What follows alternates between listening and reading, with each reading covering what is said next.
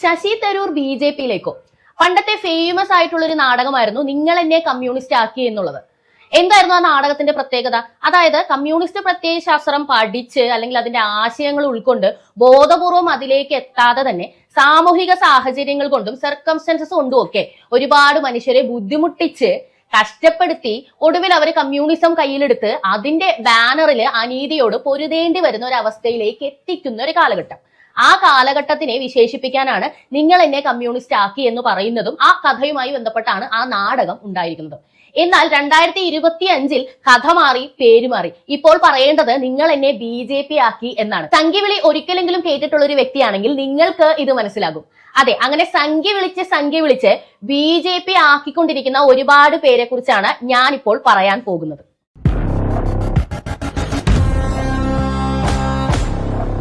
ഇവിടെ നമ്മൾ പറയാൻ പോകുന്നത് ശശി തരൂരിനെ കുറിച്ച് തന്നെയാണ്. കഥ എവിടെ വരെ എത്തി നിൽക്കുന്നു എന്ന് ചോദിച്ചു കഴിഞ്ഞാൽ, വിദേശ രാജ്യങ്ങൾക്ക് മുന്നിൽ ഓപ്പറേഷൻ സിന്ദൂറിനെ കുറിച്ച് വിശദീകരിക്കാൻ വേണ്ടി കേന്ദ്ര സർക്കാർ നിയോഗിച്ച 7 ടീമുകളിൽ ഒരു ടീമിന്റെ തലവൻ നമുക്കറിയാവുന്നതുപോലെ തന്നെ ശശി തരൂറാണ്. എന്നാൽ ഇതിലേക്ക് ബി.ജെ.പി സർക്കാർ ശശി തരൂരിന് ഒരു നിയമനം കൊടുക്കുമ്പോൾ തന്നെ കോൺഗ്രസുമായി കൊമ്പ് കോർത്തിട്ടാണ് കൊടുത്തതെന്ന് നമുക്കറിയാം.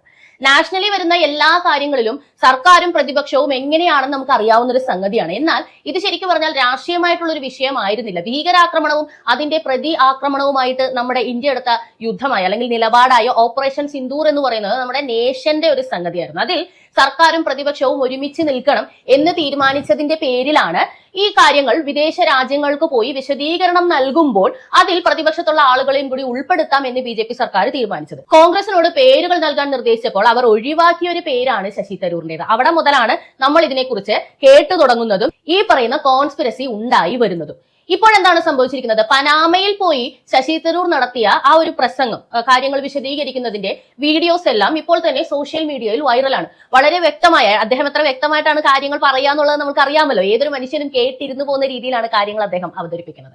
അപ്പൊ അദ്ദേഹം പറഞ്ഞ കാര്യത്തെ പ്രതി വിമർശിച്ചുകൊണ്ട് രംഗത്ത് വന്നിരിക്കുന്നത് പാകിസ്ഥാൻകാരൊന്നുമല്ല, നമ്മുടെ നാട്ടിലെ കോൺഗ്രസ് നേതൃത്വം തന്നെയാണ്. എന്താണ് അവർ പറഞ്ഞിരിക്കുന്നത്? അദ്ദേഹം പ്രസംഗിച്ചത് ആദ്യമായി ഇന്ത്യൻ സൈന്യം നിയന്ത്രണ രേഖയും അന്താരാഷ്ട്ര അതിർത്തിയും കടന്ന് പാകിസ്ഥാനിൽ ചെന്ന് ഭീകരരെ വധിച്ചു എന്നാണ് ശശി തരൂർ പനാമയിൽ വെച്ച് പറഞ്ഞത്. എന്നാൽ അത് തെറ്റാണ്. ആ ഒരു പ്രസ്താവന ഏതാണ്ട് മോദി സർക്കാരിന് മുമ്പ് ശരിക്കും പറഞ്ഞാൽ ഇന്ത്യയിൽ അത്രയും ആർജവമുള്ള മറ്റൊരു സർക്കാരൊന്നും ഉണ്ടായിട്ടില്ല എന്ന് പറയുന്നതിന് തുല്യമാണ് എന്നും പറഞ്ഞുകൊണ്ട് രംഗത്ത് വന്നിരിക്കുകയാണ് കോൺഗ്രസിന്റെ ഉദിത് രാജ്. അദ്ദേഹം പറയുന്നത് 1965 ഇന്ത്യ പാകിസ്ഥാന്റെ അതിർത്തി കടന്നു ചെന്ന് ആക്രമിച്ചിരുന്നു. അതുപോലെ 71 ആക്രമണം നടത്തി ഇന്ത്യ പാകിസ്ഥാനെ രണ്ടാക്കിയിരുന്നു. അതുപോലെ തന്നെ മൻമോഹൻ സിംഗ് ഭരിച്ചിരുന്ന കാലത്തും ഏകദേശം 6ഓളം സർജിക്കൽ സ്ട്രൈക്കുകൾ ഇന്ത്യൻ സൈന്യം നടത്തുകയുണ്ടായി. എന്നാൽ ഇതിനെയൊക്കെ വിസ്മരിച്ചുകൊണ്ട് ആദ്യമായിട്ടാണ് ഇന്ത്യൻ സൈന്യം മോദിയുടെ നേതൃത്വത്തിൽ ഇങ്ങനെ ഒരു കാര്യം ചെയ്യുന്നത് എന്ന രീതിയിൽ പറഞ്ഞത് തെറ്റായി പോയി. ആ പ്രസ്താവനയ്ക്ക് തരൂർ പരസ്യമായി മാപ്പ് പറയണം എന്നാണ് ഇദ്ദേഹം ആവശ്യപ്പെടുന്നത്. എന്നാൽ തരൂർ പറയുന്നത് എന്റെ വാക്കുകളെ വളച്ചൊടിച്ചുകൊണ്ട് ട്രോളുകയും അതിനെതിരെ ചെളിവാറി എറിയുകയൊക്കെ ചെയ്യുന്ന നിങ്ങളുടെ പരിപാടി തുടർന്നു കൊള്ളുക. അപ്പൊ ഞാൻ പറയുന്ന കാര്യങ്ങൾ എന്താണെന്നും അതിന്റെ ഇമ്പാക്ട് എന്താണെന്നും എനിക്ക് നല്ല ബോധ്യമുണ്ട് എന്നാണ് അദ്ദേഹം പറയുന്നത്. ഞാൻ ഇപ്പോഴത്തെ കാര്യത്തെ പറ്റിയാണ് ഞാൻ സംസാരിച്ചത്, അല്ലാതെ മുൻപുള്ള ഒരു കാര്യത്തെ പരാമർശിച്ചും ഞാൻ സംസാരിച്ചിട്ടില്ല. എന്റെ ഈ നിയോഗത്തിൽ എനിക്ക് അങ്ങനെ സംസാരിക്കേണ്ട ആവശ്യവുമില്ല. ഞാൻ പോയിരിക്കുന്നത് ഓപ്പറേഷൻ സിന്ദൂറിനെ കുറിച്ച് അവർക്ക് വിശദീകരണം നൽകാനാണ്. എനിക്ക് അതേ നൽകേണ്ട ആവശ്യമുള്ളൂ, അതാണ് ഞാൻ പറഞ്ഞതും എന്നാണ്.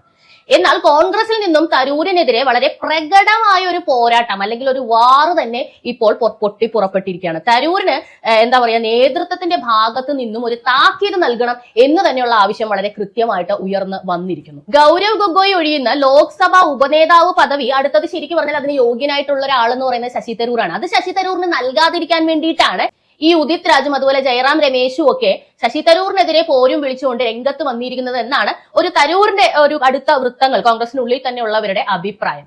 അപ്പോ ശശി തരൂര് ശരിക്കും പറഞ്ഞാൽ ഇനി 3 രാജ്യങ്ങൾ കൂടി സന്ദർശിക്കാനുണ്ട്. 3 രാജ്യങ്ങളും കൂടി സന്ദർശിച്ചിട്ട് അദ്ദേഹത്തിന് കൊടുത്ത ആ ദൗത്യം പൂർത്തീകരിക്കാനുണ്ട്. അത് പൂർത്തീകരിച്ചിട്ട് തിരിച്ചു വരുമ്പോഴേക്കും അദ്ദേഹത്തിന് നേരിടാനുള്ളത് കോൺഗ്രസ് പാർട്ടി വക വലിയ വലിയ തടസ്സങ്ങളാണ് എന്നാണ് പറയാനുള്ളത്. ഒരുപക്ഷെ തരൂര് പരസ്യമായിട്ട് പേപ്പറിൽ മാപ്പ് എഴുതി തരേണ്ടി വരും എന്ന രീതിയിൽ വരെ അവർ ആലോചിക്കുന്നുണ്ട് എന്നാണ് പറയുന്നത്. എന്നാൽ ബി.ജെ.പിയുടെ ഭാഗത്ത് നിന്ന് നോക്കിക്കഴിഞ്ഞാൽ തരൂരിന് വൻ സപ്പോർട്ടാണ് ബി.ജെ.പി ഒരുപാട് കാലങ്ങളായിട്ട് നൽകിക്കൊണ്ടിരിക്കുന്നത്, അല്ലെ? കോൺഗ്രസ്സുകാരനാണ് എന്നതുകൊണ്ട് മാത്രം ഒന്നും ഒരു രീതിയിലുള്ള വിലക്കും തരൂരിന് ശരിക്കും പറഞ്ഞാൽ മോദി മന്ത്രിസഭയിൽ ഇല്ല. ഏറ്റവും പ്രഥമനായ ഒരു വ്യക്തിയെ കാണുന്ന പോലെയാണ് അദ്ദേഹത്തെ കാണുന്നതും എല്ലാ ചുമതലകളും ഏൽപ്പിക്കുന്നതും. കിട്ടുന്ന ചുമതലകളാണെന്നുണ്ടെങ്കിലും പാർട്ടി നോക്കാതെ അദ്ദേഹം അത് വളരെ കൃത്യമായിട്ട് തീർക്കുകയും ചെയ്യാറുണ്ട്. ഇപ്പൊ ഇതിൽ തന്നെ കിരൺ റിജിജു പറഞ്ഞത് ഇതിലും നല്ല വേറെ ആരാണുള്ളത് ഇതിനെപ്പറ്റി വിശദീകരിക്കാൻ? തരൂർ തന്നെയല്ലേ പോകേണ്ടത്? സ്വന്തം പാർട്ടിയിലെ ഒരു MP-യെ ഞങ്ങൾ ഇങ്ങനെ ഒരു കാര്യത്തിന് വേണ്ടി അയച്ചിട്ട് നിങ്ങൾ എന്തിനാണ് അത് അയാൾക്കെതിരെ പടവാൾ എടുക്കുന്നത് എന്നാണ് BJP ചോദിക്കുന്നത്. പ്രത്യക്ഷത്തിൽ തരൂരിനും കോൺഗ്രസ് നേതൃത്വത്തിന്റെ ഈ നടപടികളോട് നല്ല രീതിയിലുള്ള വിഷമമുണ്ട്, അല്ലെന്നുണ്ടെങ്കിൽ ദേഷ്യമുണ്ട് എന്ന് തന്നെയാണ് പുറത്തു വരുന്ന സൂചനകൾ സൂചിപ്പിക്കുന്നത്. അതുകൊണ്ട് തന്നെയാണ് അദ്ദേഹം പറഞ്ഞത്, എനിക്ക് ആരോടും ഒരു വിശദീകരണമൊന്നും നൽകേണ്ട ആവശ്യമില്ല, അങ്ങനെ ചെയ്യാനും താല്പര്യമില്ല എന്നുള്ളത്. ഒരു പാർട്ടിക്കകത്ത് തുടരാനോ അല്ലെങ്കിൽ അവർ തരുന്ന പദവികളിൽ കടിച്ചു തൂങ്ങാനോ ഒക്കെ വേണ്ടി കാല് നക്കാനും ഞാൻ തയ്യാറല്ല എന്ന് തന്നെയല്ലേ അദ്ദേഹം ഈ പറഞ്ഞത്. അദ്ദേഹം പറഞ്ഞത് ഞാൻ പറഞ്ഞത് എന്താണെന്നുള്ളത് എനിക്കറിയാം, വിവരമുള്ള ആളുകൾക്കും അത് മനസ്സിലാകും, ബാക്കിയുള്ളവരെയൊന്നും ഇതിനെപ്പറ്റി പറഞ്ഞ് മനസ്സിലാക്കിക്കേണ്ട കാര്യം എനിക്കില്ലെന്നാണ്. ഈ ഉദിത് രാജ് പറയുന്നത് ശശി തരൂരിന് പാർട്ടിയോട് ആത്മാർത്ഥതയില്ലെന്നാണ്. നിങ്ങൾക്ക് ആർക്കെങ്കിലും തോന്നുന്നുണ്ടോ ശശി തരൂർ എന്ന വ്യക്തിക്ക് കോൺഗ്രസ് എന്ന പാർട്ടിയോട് ആത്മാർത്ഥതയില്ലെന്ന്? ആത്മാർത്ഥത ഇല്ലെങ്കിൽ സത്യം പറഞ്ഞാൽ 50 പൈസ കിറ്റിന്റെ വില പോലും ഇല്ലാത്ത രീതിയിലേക്ക് ഈ പാർട്ടി വിട്ട് എപ്പോഴേ അദ്ദേഹം പോയനെ. എന്നാൽ അദ്ദേഹം ഇപ്പോഴും ഒരു കോൺഗ്രസ്സുകാരനാണ്. അദ്ദേഹത്തിന് വേണമെന്നുണ്ടെങ്കിൽ ഏത് നിമിഷവും BJP-യിലേക്കും അദ്ദേഹത്തെ കൊത്തിക്കൊണ്ടുപോകാൻ ഇവിടെ പാർട്ടികളുണ്ട്. പക്ഷേ അദ്ദേഹം പോകാൻ തയ്യാറാകാതെ കോൺഗ്രസ് എന്ന പാർട്ടിയിൽ തന്നെ നിലനിന്നുകൊണ്ട് എത്ര ഒതുക്കൽ കിട്ടിയാലും ഇതുപോലുള്ള പരസ്യമായിട്ടുള്ള ഷെയ്മിങ് അടക്കമുള്ള കാര്യങ്ങളെ നേരിടേണ്ടി വന്നാലും അതിനൊക്കെയും മൈൻഡ് ചെയ്യാതെ സ്വന്തം വ്യക്തിത്വത്തിലും സ്വന്തം തീരുമാനങ്ങളിലും സ്വന്തം അറിവുകളിലും ഉറച്ച് ഇപ്പോഴും കോൺഗ്രസ്സുകാരനായി തന്നെ മുന്നോട്ട് പോകുന്നത് ആ പാർട്ടിയോടുള്ള അയാളുടെ ഏറ്റവും വലിയ ആത്മാർത്ഥതയാണ്. നിങ്ങൾക്കൊക്കെ കോൺഗ്രസ് എന്ന പാർട്ടിയോട് ആത്മാർത്ഥത ഉണ്ടെങ്കിൽ കഴിവുള്ളവൻ എന്ന് ജനങ്ങൾക്ക് വരെ ബോധ്യമായിരിക്കുന്ന ഒരു വ്യക്തിയോട് ഈ രീതിയിലല്ല നിങ്ങൾ ഇടപെടുക. ഇപ്പൊ നിങ്ങൾക്ക് അദ്ദേഹത്തോടുള്ളത് വ്യക്തി വൈരാഗ്യമാണെന്നുള്ളത് വളരെ വ്യക്തമായി ഞങ്ങൾക്ക് മനസ്സിലായി കഴിഞ്ഞു. ശരിക്കും ഓപ്പറേഷൻ സിന്ദൂറിനെ വിമർശിച്ചുകൊണ്ട് നിങ്ങൾക്ക് അറിയേണ്ടത് ഇന്ത്യക്ക് എത്രത്തോളം ഡാമേജ് ഉണ്ടായിട്ടുണ്ടെന്നുള്ളതാണ്. ഒരു യുദ്ധം വരുമ്പോൾ ഒരു രാജ്യത്തെ ആളുകളും ചോദിക്കാറില്ല നമ്മൾ അവരെ അടിച്ചോ നമ്മൾ അവിടെ ജയിച്ചോ എന്ന് മാത്രമേ അറിയേണ്ടുള്ളൂ. നമുക്ക് നഷ്ടങ്ങൾ ഉണ്ടായത് അറിഞ്ഞിട്ട് നമുക്ക് എന്തിനാ ഇരുന്ന് വിഷമിക്കാനോ? പക്ഷെ അതിന്റെ കൃത്യമായ കണക്കുകൾ ഉണ്ടെങ്കിൽ തന്നെ അത് പരസ്യപ്പെടുത്തേണ്ട ആവശ്യം എന്താണ്? അതുവരെ ചോദിച്ച് നടക്കുന്ന പ്രതിപക്ഷമാണ് ഇവിടെ ഉള്ളത്. നിങ്ങൾക്ക് എന്ത് ആത്മാർത്ഥതയാണ് ഇന്ത്യ എന്ന രാജ്യത്തോടുള്ളത്? 1965 അത് ചെയ്തു, 71 ഇത് ചെയ്തു എന്നൊക്കെ ഇപ്പോഴും പറയേണ്ടി വരുന്ന ഗതികേടിനെ ഓർത്ത് നിങ്ങൾക്ക് ലജ്ജയില്ല? 1965 കഴിഞ്ഞിട്ട് കാലം കുറെ ആയി. പണ്ട് ആനപ്പുറത്തിരുന്നെന്നും പറഞ്ഞ് ഇപ്പോഴും തടയിക്കൊണ്ടിരിക്കുകയാണ്. ഇപ്പൊ ആനപ്പുറത്തിരിക്കാൻ യോഗ്യതയുള്ള ആരെങ്കിലും ഒരാൾ നിങ്ങളുടെ പാർട്ടിയിലുണ്ടോ? ഉള്ള ഒരാളെ ആണെങ്കിൽ പുകച്ചു പുറത്തി അടിച്ച് ഇപ്പം BJP-യിൽ എത്തിക്കാനുള്ള കരുക്കൾ നിങ്ങൾ തന്നെ നീക്കുന്നു. നിങ്ങൾ ഈ കേരളത്തിലെ തന്നെ ഒരുപാട് സാധാരണക്കാരായ ജനങ്ങളെ BJP-യിലേക്ക് ഓൾറെഡി എത്തിച്ചിട്ടുണ്ട്. ഇടതും വലതും വളരെ യുദ്ധകാലാടിസ്ഥാനത്തിൽ ചെയ്തുകൊണ്ടിരിക്കുന്ന ഒരു സംഗതിയാണത്.